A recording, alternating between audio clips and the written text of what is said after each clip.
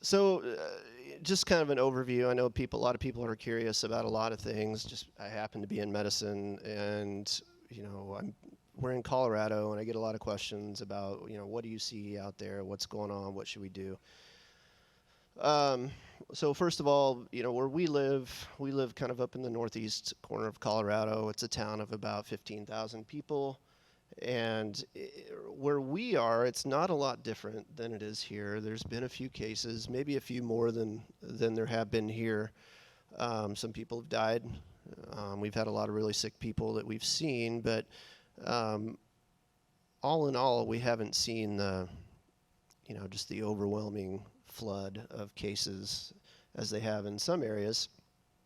Now, that's not true for our core program in the residency that I'm in is based in Greeley, and Greeley is much closer to the Front Range, about 120,000 people, and they have a couple of meat processing plants there. And their hospital, and a lot of my fellow residents were there when all this happened, they were completely overwhelmed. Um, the ICU was overflowing. They had to open up different areas of the hospital. They had to recruit every single ventilator that they could find um, in order to treat these really sick individuals that were coming in with this disease. And so, folks, I don't know. All in all, people ask me what I think, and I think that this virus is it's not something to fool around with. It does exist. It is out there. This is not a grand conspiracy. Um, It is very isolated, it seems to be. It's not, it doesn't seem to run like wildfire through every single community that it affects, but there are isolated communities where it just completely overwhelms the entire system. So it does happen. And we don't know a lot about it. Um, all the science that we have about this disease is pretty raw. It's still pretty new. Um, Studies of diseases take years, and to expect anybody in medicine to have answers within the matter of just a few months, it's just not. It's not plausible. It doesn't happen that way. Um, a lot of what we know are based on modeling, and models are just our best guess of what might happen. And we try to look at some of the things that have happened and make a best guess about what might happen. And the bottom line is, it's a guess. We don't know. So from that standpoint, just kind of read, think about what you read in the news and everything with a grain of salt, and just know that people are doing their best to try to figure everything out, but there's a lot we don't know. So, glad that answered all your questions. From a personal level, I was fortunate in that I got to keep working. Many people didn't, and even people in healthcare. So that was the dichotomy of this pandemic, is that many of these hospitals had their ICUs completely overwhelmed, and the operating rooms were like a ghost town because everything else was shut down. So we have a lot of people in healthcare that are working really, really hard, and we've had a lot of people in healthcare that have had to take forced time off because they didn't have a job. And so that, as you all know, doesn't just apply to healthcare. Many of us have had to take time off of work and lost income, and I was lucky. I was fortunate in that I got to keep working. On a personal level, I see that this particular situation has been so divisive. And, as I think it was either last week or the week before, we talked about when life comes and smacks you, what spills out. Man, don't we see that? And we see good examples of both, the best of people and the worst of people.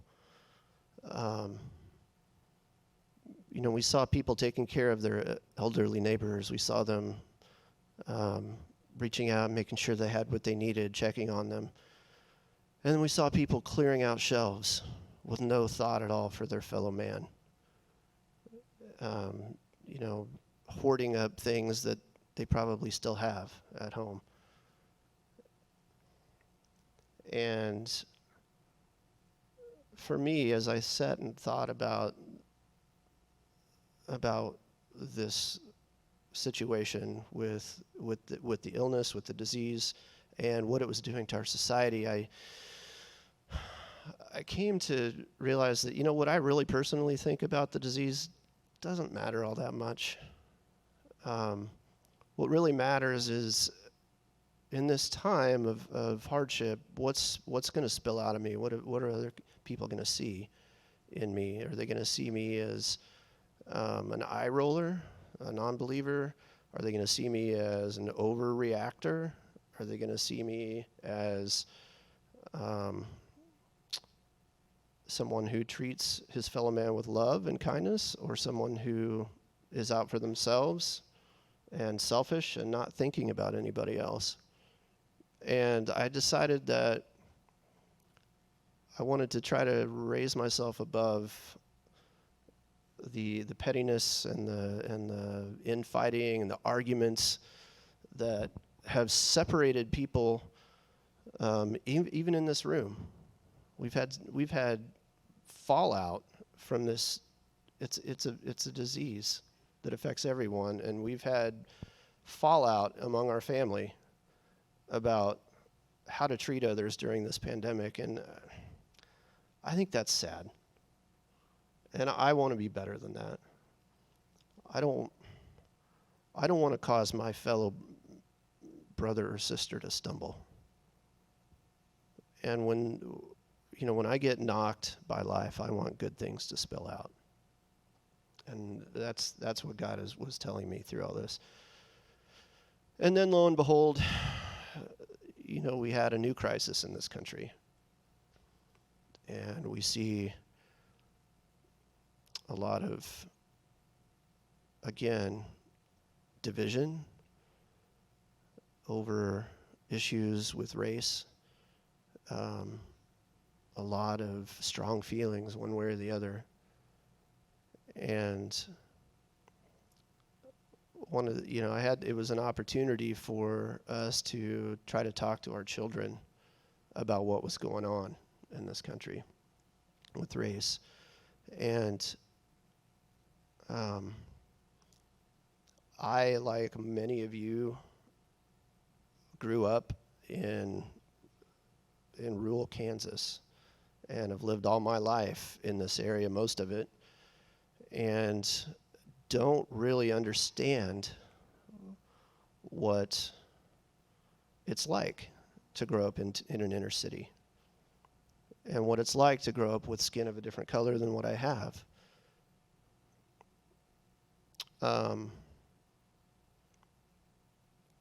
But I am reminded that it was within my lifetime, my own lifetime, that people were told, hey, you can't drink out of that water fountain. You can't sit in this seat. You can't eat next to me because your skin's a different color. That's within my lifetime. Now, we talk a lot about slavery, and slavery was over 200 years ago. And everybody thinks, well, that's been so long ago, why can't people get over that? Because of that. Because slavery aside, things like that still happen.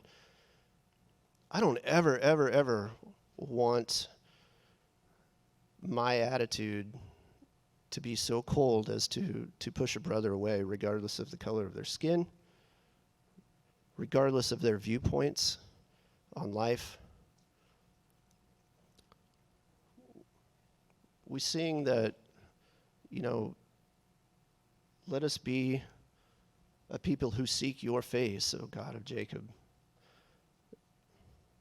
How can we do that when we when we curse at each other and we push each other away and we argue over things that, you know, I don't know, we just don't have enough information on to argue about. And the last thing that I've learned through all this is that regardless of which news outlet that you choose to pay attention to, most of them have an agenda. And it didn't used to be that way. It doesn't seem like, but it is now. And if one were to only pay attention to the major news outlets regardless, you would think that this country is just fallen to pieces and the outlook is bleak and there's no hope. But that's not true, and that's one of the things that we've tried to talk to our children about too, is that there's a lot of things that are going on out in this world that are not part of what you see on the news. And I have this app on my phone, and I shared it with my dad, and I've shared it with as many people as I can. It's called the Good News Network. And it's a news outlet that focuses only on positive stories. And you would be amazed how many good things go on every day.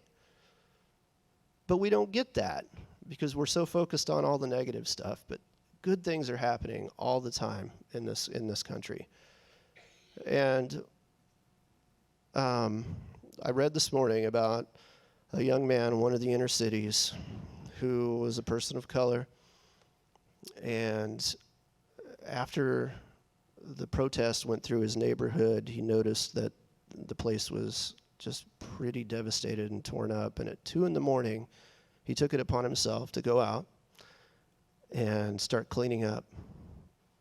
And he cleaned up for 10 hours straight, all by himself. And when the crews arrived the next day, to the city crews, I assume, to start the work, it was almost done. And things like that happen every day. And the people in the community were so impressed by this young man that they provided him with a car, and they provided him with a full ride scholarship to a college.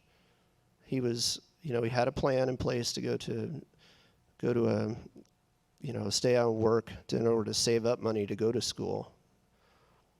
But now he's going to go to college, and things like that happen, folks. There are many of us that get hit by life and we spill out bad stuff. But there's just as many out there that spill out good things. And which one are you going to be? Which one is going to be your story? Are you going to spill out nastiness when COVID comes around? Are you going to spill out nastiness when you see a sign on this front of the store that says you have to wear a mask and you don't want to? Are you going to spill out nastiness when the person next to you is not wearing a mask and you think they ought to be? Or are you gonna spell out love? Are you gonna look out for your fellow man? Are you gonna take care of each other? Are you gonna love each other? Those are the things that I've been thinking about through all this.